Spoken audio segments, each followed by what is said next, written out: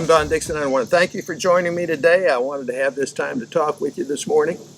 I know that many of you were hoping to see me out there on the boat to begin our on the water videos as we enter into our discussion on presentation of lures. However, I shared with you the last time we talked about a little medical complication, and they decided to take some pictures about a week ago, and just got the results of that. And as the doctors were reading those videos, it gave them cause to do another test, which is scheduled for this Thursday, and today is Tuesday. So in 2 days, I'm going to have what I hope and pray will be the final look-see to be able to clear me and allow me to get back doing what I love to do, which is get out there on the water. So that being said, I want to also thank every one of you out there that have sent cards and letters and phone calls and emails. I really have been touched with the amount of concern that has been shown by my loyal subscribers. And not only that, a bunch of old friends that I didn't even know were tuned into the videos and watching them. Students of mine, one as far back as 45 years ago, was a terrific student. In fact, he was probably the quickest study I ever had from a teaching standpoint. And he shared with me how he's been catching fish for all these years and has had some tremendous success. I'll share with you just in one instance, in one lake in New Jersey, he's caught over 500 muskie over the years. So he's had a lot of success, and we had a long talk, I don't know, hour and a half, something like that on the phone. It was a pleasure to hear from him. But I've heard from a bunch of other folks that were old friends and more than students, because people would come to my classes and like most people that are in the fishing game, you know, after 5 minutes of meeting somebody that shares this love of fishing, you become friends. And so a lot of these folks have been happy about the fact that I had started doing these videos, sort of come out of retirement to do this. And they've been watching and following, but they just weren't in contact with me. So I've heard from a bunch of people like that, and it's really been quite uplifting to me. Forgetting about a little medical problem, I'm just saying, to hear from all these old folks, old students, and not necessarily all old, but were students of mine at one time or another, and how it changed their fishing, and hearing all the stories, and how they're really excited about the new venture that we're doing. So it's really been uplifting for me, and it's given me that extra push to continue to do these videos and do the vlogs and move on, Lord willing, that I get this clearance from the doctors after this test coming up on Thursday. And I really have faith that that's what's going to happen, but we have to follow through with it, and I can't really be doing much until I get those results. So all that being said, sitting around, and I was thinking that when I begin the on the water work, there's a little bit of an intro or preface I wanted to make. And then I got to thinking, maybe I've already done that. So I went back and reviewed some of my early vlogs. And sure enough, in one of them, a discussion on presentation of lures, everything I wanted to say before we started our on the water work, I said in that vlog. So I did a little chopping up of that video along with another part of it for a later time. And I want to add it to today's talk. I also want to share this. I know that there's quite a few of my subscribers.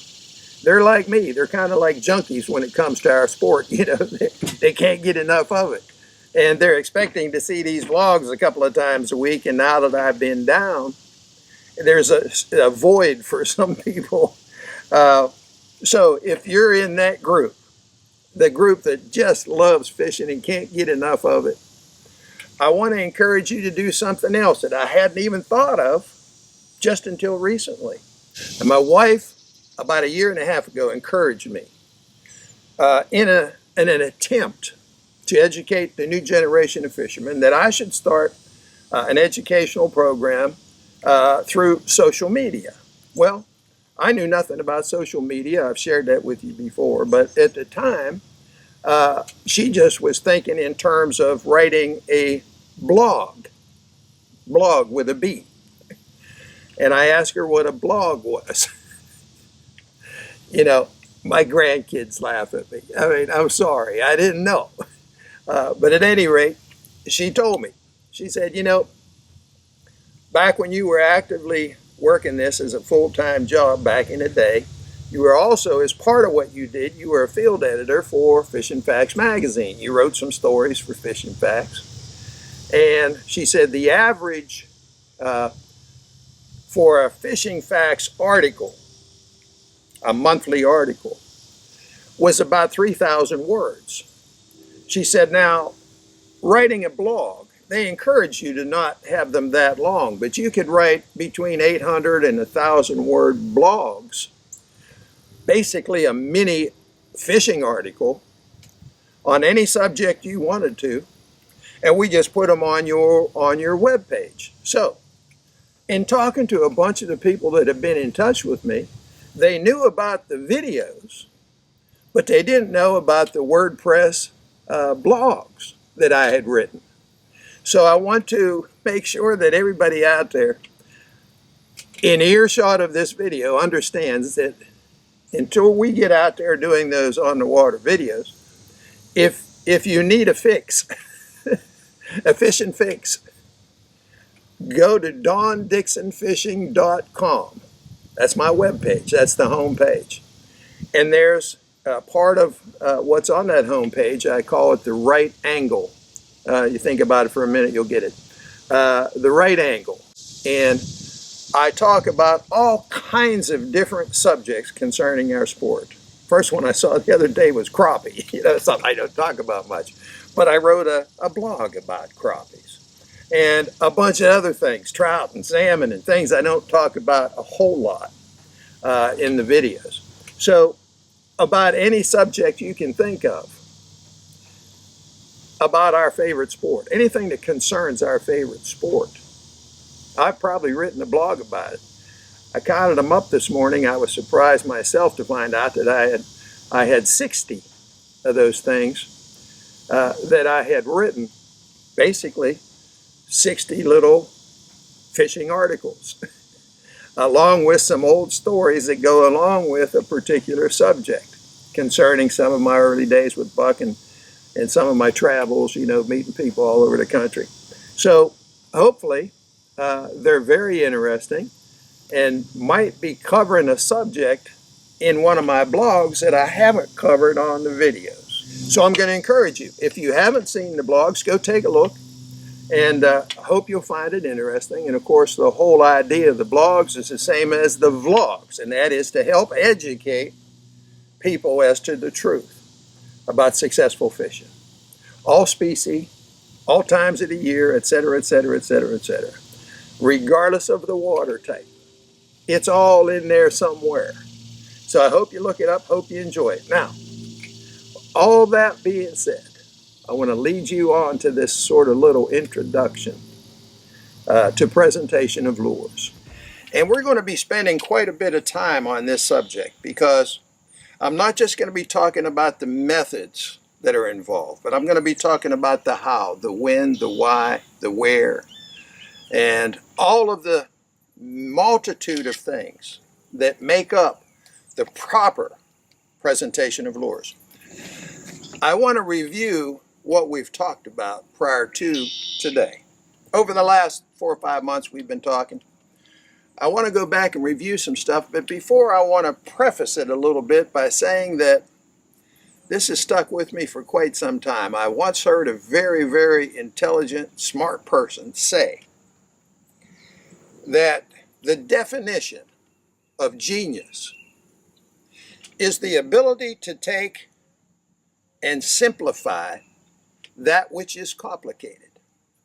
Now, when I first heard that statement, it sort of gave me a clue as to what my job was going to be. When I tried to simplify the genius of Buck Perry, all of his discoveries, he never said anything, number one, that wasn't true and wasn't a fact. He never wrote anything down that wasn't factually proven.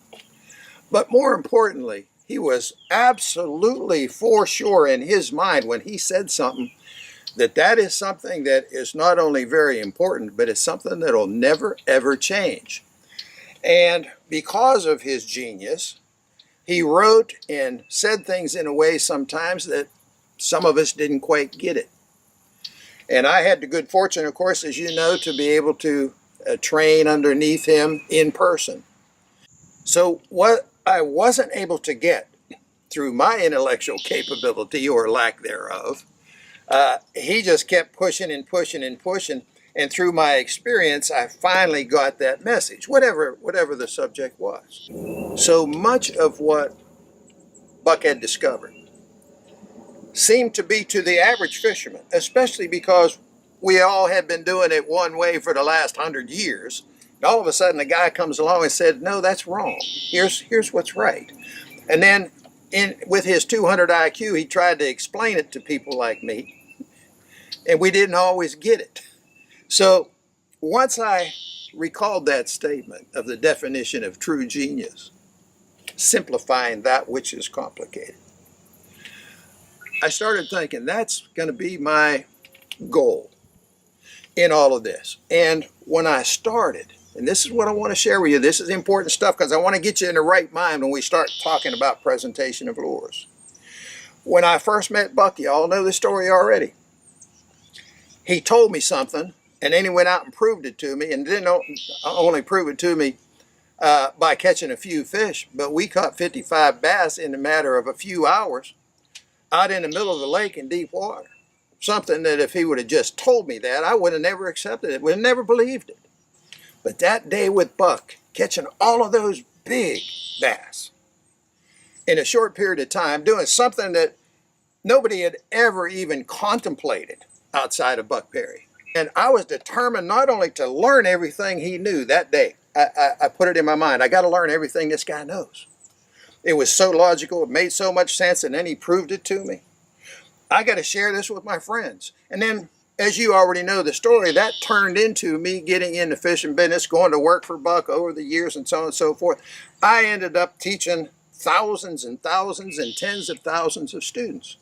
And I can share this with you, every clinic I ever did, any school that I ever did, anytime I met on just a one-night little clinic, 2 hours, any fisher person I ever met, man, woman, child, they all had one thing in common, and that was a desire to catch more and bigger fish. That is a universal reason that people came to my schools or my clinics. They wanted to learn how to catch more and bigger fish. So I felt not only that I needed to teach them, but I had an obligation to share what Buck shared with me. So as I started studying Buck stuff and the more experience I had, the more I realized this is pretty complicated stuff. So in order to get you catching more fish, since you can't go fishing with Buck like I did, to get you to catch more fish, I couldn't just quote Buck Perry stuff. It's not going to work. I had to try to simplify the complicated. And to me, simplifying it means going from point A to point B in the quickest way. Okay, I got a huge lake out here. We started our study with this. We have a whole lake out here. And most all water contains no fish most of the time. That's a fishing fact, period. 90% of all that water out there has no fish in it most all the time. So we can't just go out and start throwing casts. We can't just go out here and hope to run into a fish. That's what fishermen have been doing for 100 years. Buck said, no, we can eliminate a lot of this water because you can't have a fish unless you have structure. So we did this whole study. That's how we started our conversation. You and I started with this study of structure. We identified 17 different types of structure. We established there is natural structure, bars, humps, saddles. We also established all of the many different types of man-made structure, and how you and I can not only identify them, but locate them, and thereby eliminate all of this unproductive water. So we had a key to finding our fish. But then once we found those fish, we went from point A to point B. How do we find fish? We find structure, and then we found our fish. So that was our first study. We spent a lot of time on it. But once that's established, and now we know where the fish are, the next area of study was our controls in fishing. What do we have to control once we get to these areas of structure? What do we have to control in order to catch fish?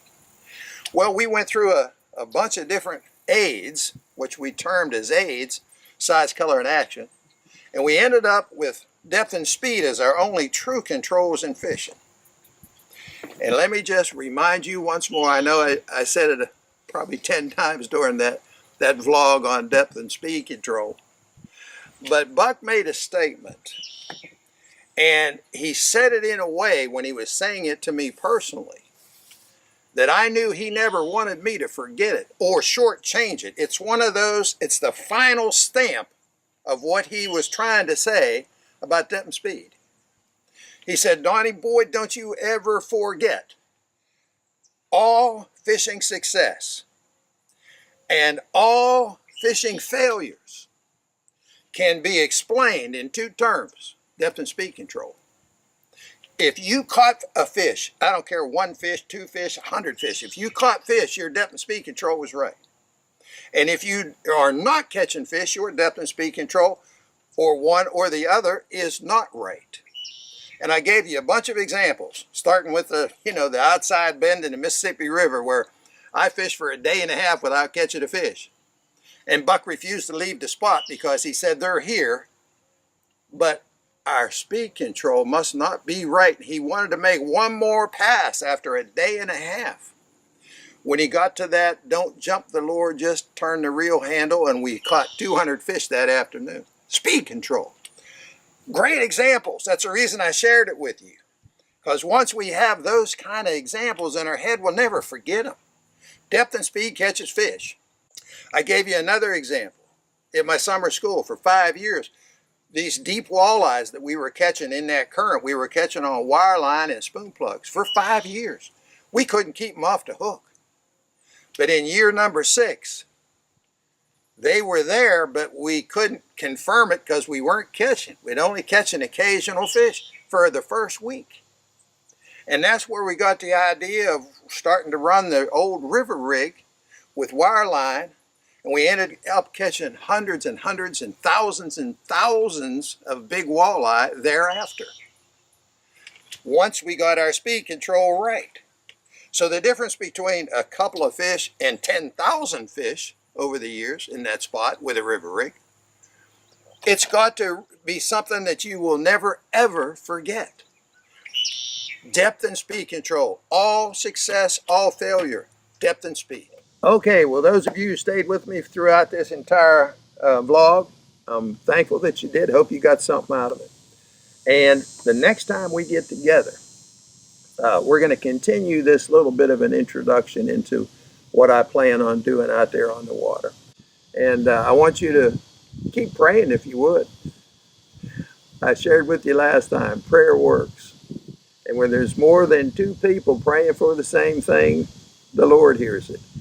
He promises that in 1 Corinthians. He promises that. So, all that being said, keep up the prayers. I appreciate it, and I'm looking forward, and I believe I'm going to be cleared by the end of this week, so I'll be able to go out there on the water next week. But in the meantime, I want to encourage you to like us on Facebook, follow us on Instagram, and be sure to subscribe to our study program here on our videos on Don Dickson YouTube. And I also want to remind you, if you haven't been to dondicksonfishing.com, go to that website, check out the right angle. There's 60 stories on there. Somewhere in there, there's something that's going to be of value to each and every one of you. So go check it out. Till the next time we meet, thanks for being with me today, and I'll see you the next time.